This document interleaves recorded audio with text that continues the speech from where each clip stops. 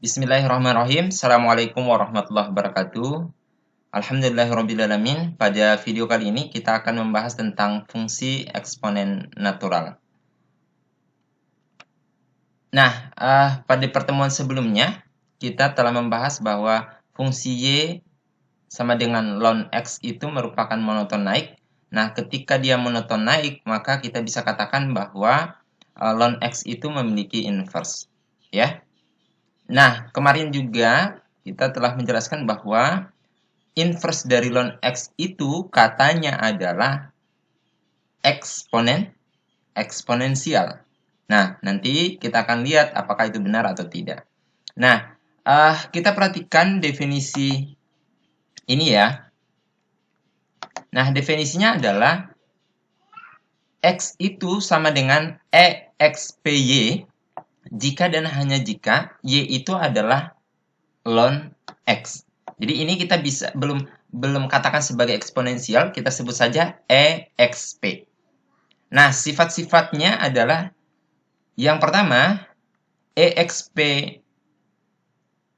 karena y itu kan kita bisa substitusi y di sini itu adalah ln x, maka kita bisa tuliskan EXP ln x itu sama dengan x, ya. Untuk x itu lebih besar 0 karena yang merupakan daerah dari ln x itu sendiri. Kemudian sifat yang kedua, ln dalam kurung EXPY, karena kan x ini, x yang di sini itu sama dengan ini. Ya, berarti ln EXPY itu sama dengan y untuk semua y elemen bilangan real. Nah, yang ini adalah visualisasi dari inverse dari ln x itu sendiri, yaitu eksponensial y, di mana x sama dengan y sebagai cerminnya. Jadi ini adalah ln x, ini adalah eksponensialnya atau inverse-nya, ya. Nah, ciri khas inverse-nya kan berarti dia dicerminkan terhadap sumbu x sama dengan y untuk kasus ini. Nah, selanjutnya ini kita menentukan bilangan e. Jadi definisinya adalah bilangan e itu adalah bilangan real positif yang memenuhi ln e itu sama dengan 1. Nah, perlu saya ingatkan bahwa ln e itu tidak lain tidak bukan merupakan suatu daerah, ya. Jadi dia adalah luas daerah, ya. Yang mana kemarin kita telah membahas tentang ini.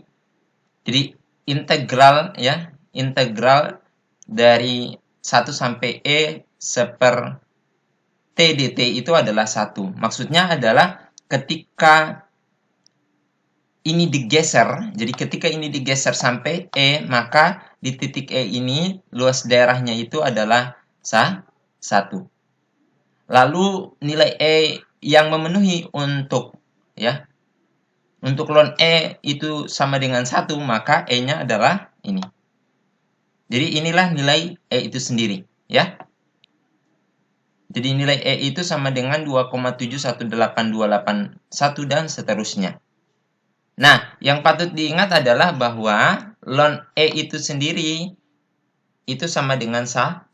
Inilah yang nanti kita akan gunakan pada pembahasan selanjutnya. Nah, selanjutnya kita ingin menunjukkan bahwa fungsi EXP tadi itu adalah fungsi eksponensial, ya. Jadi EXP itu adalah fungsi eksponensial. Kita coba tunjukkan. Nah, sekarang coba perhatikan bahwa untuk semua R elemen bilangan rasional, ya, E pangkat R, jadi atau eksponensial R, ya, itu sama dengan EXP ln R. Tadi di awal kita sudah membahas bahwa EXP ln X itu hasilnya adalah X, maka EXP ln E pangkat R ya sama saja dengan E pangkat R, kan? Nah, yang ini dengan menggunakan sifat dari logaritma, ln E pangkat R itu boleh kita tulis menjadi R pangkat ln E. Sehingga EXP dalam kurung R ln E. Nah, ln E-nya tadi kita sudah dapatkan berapa? 1, ya. Sehingga sisa EXPR. Artinya bahwa EXPR itu sama saja dengan E pangkat R atau eksponensial R. Nah, hal inilah yang kemudian menunjukkan bahwa EXP yang di awal tadi itu merupakan fungsi eksponensial dengan eksponen E. Nah, sebagai catatan, perlu diingat bahwa fungsi pangkat itu berbeda dengan fungsi eksponensial. Nah, misalkan gini sebagai ilustrasi. Kalau X pangkat 2, itu namanya adalah fungsi pangkat. Tetapi kalau 2 pangkat X, itu namanya fungsi eksponensial. Kalau dia fungsi pangkat, ya, kalau dia fungsi pangkat berarti P-ubahnya adalah bilangan yang dipangkatkan. Sementara eksponensial, P-ubahnya itu adalah pangkat dari bilangan itu. Itu yang menjadi pembeda. Contohnya adalah 2 kasus ini, ya. Nah, itu penjelasan terkait dengan fungsi XP itu adalah merupakan fungsi eksponensial. Nah, sebagai lanjutan, jadi E ln X, ya. E ln X itu sama dengan X. Ini dari mana? Tadi kan kita di awal kita telah membahas tentang definisi EXP. Jadi yang tadi kan EXP, ya, kemudian ln X itu sama dengan X, ya. Nah, EXP itu kan sama saja dengan E pangkat ln X kan. Nah, dengan demikian E pangkat ln X itu sama dengan X. Untuk semua X itu adalah lebih besar 0 atau positif. Nah, sama halnya juga dengan ln E pangkat Y itu sama dengan Y. Merujuk juga pada definisi kita yang tadi. Nah, hal ini juga berlaku untuk E pangkat A plus B itu sama saja dengan E pangkat A dikali dengan E pangkat B. Nah, untuk membuktikannya, kita cukup memisalkan saja, ya. Kita misalkan X-nya sama dengan E pangkat A, kemudian Y-nya E pangkat B. Kemudian kita rubah ke dalam bentuk ln, berarti kita bisa tuliskan A-nya, ya. A-nya itu adalah ln X, ya. Kemudian B-nya itu adalah ln Y. Dengan demikian, kalau kita jumlahkan A ditambah B itu sama dengan ln X, ya, ditambah dengan ln Y. Dengan menggunakan sifat logaritma, ln X plus ln Y, ini sama saja dengan ln X dikali dengan Y. Kita kembalikan ke eksponensial, maka ini berarti sama saja dengan, jadi A tambah B sama dengan ln X kali Y, berarti E, ya, berarti kan